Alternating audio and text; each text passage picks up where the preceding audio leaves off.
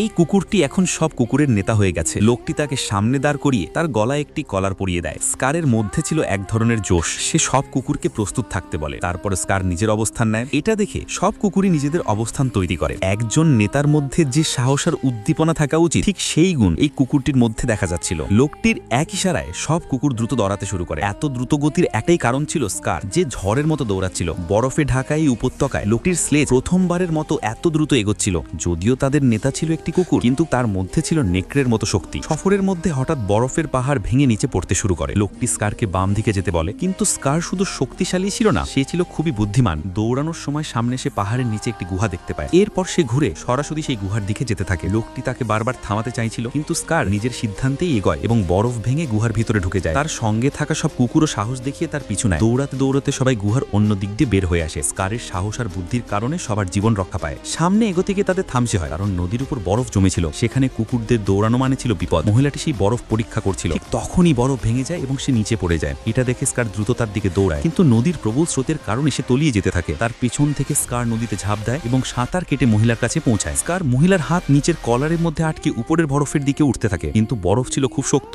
পানির নিচে স্কার দুর্বল বরফ ভাঙার চেষ্টা করছিল। ঠিক তখনই সে উপরে আর এক কুকুরের ছায়া দেখতে পায়। স্কার পুরো শক্তি দিয়ে সেই ছায়ার দিকে উঠে বরফ ভেঙে উপরে চলে আসে। নিজের জীবন ঝুঁকিতে ফেলে সে তার মালকিনকে বাঁচাতে সক্ষম হয়, কিন্তু লোকটি মহিলাকে পানি থেকে টেনে তুলতে ব্যস্ত ছিল। সেই সময় স্কার তীব্র স্রোতের কারণে নিচের দিকে ভেসে যায়। লোকটি জোরে চিৎকার করতে থাকে এবং বরফ ভেঙে তাকে খুঁজতে থাকে, কিন্তু তখন আর কোনো উপায় ছিল না। সে মনে করতে থাকে হয়তো তাদের নেতার ফিরে আসবে না। লোকটি খুব দুঃখী হয়ে পড়ে। ঠিক তখনই তার হাতে কেউ একটি লাঠি ধরিয়ে দেয়। সেই লাঠি দিয়ে সে বরফ ভাঙতে থাকে। হঠাৎ তার মনে হয় লাঠিটি তাকে কে দিল। পেছনে ফিরে সে দেখে লাঠিটি ধরিয়ে দিয়েছিল স্কারই। স্কারকে ফিরে পেয়ে লোকটি খুব খুশি হয়, সঙ্গে সঙ্গে স্কারকে জড়িয়ে ধরে।